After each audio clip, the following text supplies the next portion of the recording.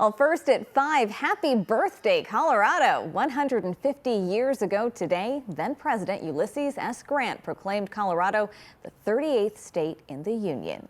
And what a beautiful day for a celebration. Thank you so much for joining us. I'm Shalima Maharaj. Aside from beautiful, it was definitely balmy out there with those triple-digit temps, and that is something else that we are keeping an eye on right now. Taking a live look outside, the heat will be so intense that 9 News is calling a weather impact day Sunday and Monday, and it comes as we set a record for the most 90-degree days for the month of July. We sat above 90 degrees for 28 of those 31 days last month. So with that in mind, it's time to bring in 9 News Chief Meteorologist Kathy Sabin. And Kathy, you know, it's so tempting to go outside right now. It's beautiful, but maybe not for too long out there. Yeah, today's not that bad, actually. I mean, we've got a mostly sunny sky and 93 degrees. Tomorrow and Monday is really kind of the apex of the heat wave. And we have a weather impact alert and heat advisory for record high temperatures. Not much in the way of cloud cover today or showers to cool us off. And today will be the coolest day of the next 3 days. So 92 currently in the city, 95 in La Junta, 102 this hour in Grand Junction. Heat advisories cover much of the northern Rockies, the west and southwest, and those heat advisories will include Colorado starting tomorrow. We start tomorrow and go all the way through Monday for temperatures in the triple digits, and the air quality is not great. Another air quality alert out through 4 o'clock tomorrow for high levels of ground ozone. Humidity values are coming down and the wind is picking up in some areas. Not a big feature for us tonight, but something to consider. The radar's not entirely quiet, which is always a good thing. We have a few showers that we're tracking outside of Pueblo, Alamosa, Walsenburg, nothing severe. Storms are tracking south with a bit of wind and lightning along that Colorado-New Mexico line, but here in Denver, not a lot to show you. Maybe a few clouds drifting in the afternoon, but tomorrow will be the warmest day of the next 72 hours. Low temperatures tonight will bottom out in the 60s.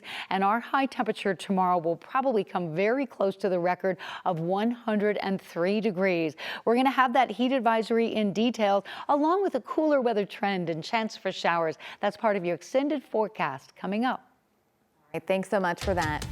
Well, the heat advisory from the National Weather Service has now triggered the city of Denver to open cooling centers for the next 2 days for people who are unhoused. But advocates say that the city's response still leaves people living outside with not enough resources to escape the heat. 9 News reporter Ria John joins us live now. And Ria, what are advocates telling you right now? Yeah, Shalima, so the city of Denver is opening Denver recreation centers as these cooling centers. And the reason that advocates have a problem with it is because tomorrow is Sunday, and by this time tomorrow, all of those recreation centers will be closed. And it's hot right now, and tomorrow is going to be even hotter. And so since it's Sunday, 22 of Denver's recreation centers will be closed. Only 8 of them will be open, and they all close by 4 p.m. when temperatures could still be 100 degrees or higher. Advocates we spoke with today set up at the Aspen at 4040 Quebec Street and spent the day handing out water and food, and also brought fans to cool people down. They're asking for the city to respond to this weather the same way they would respond to a cold weather activation, by opening emergency shelters.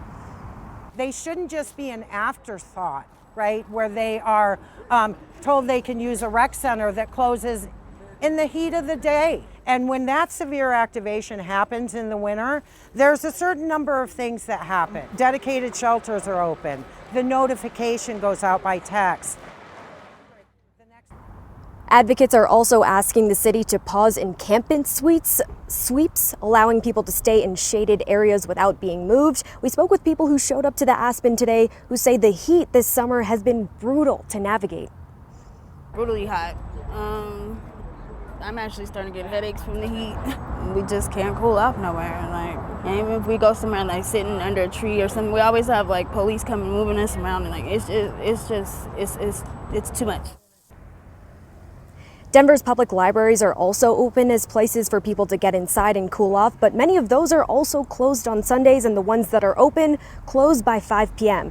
The Denver rec centers open tomorrow will be Athmar, Carla Madison, Central Park, Montbello, Montclair, Rood, Scheitler, and Washington Park. And we spoke to the city, and they said they do have a year-round severe weather plan and that these cooling centers are part of that, but they haven't indicated whether they're going to be opening these emergency shelters for tomorrow or for Monday or not. So right now it is hot, it is 5 p.m. So I would imagine if anyone that is unhoused and doesn't have a place to go tomorrow might have a difficult situation to navigate. Reporting live in Denver, Ria Cha, 9 News. All right, an important story. Thanks so much for your reporting, Ria.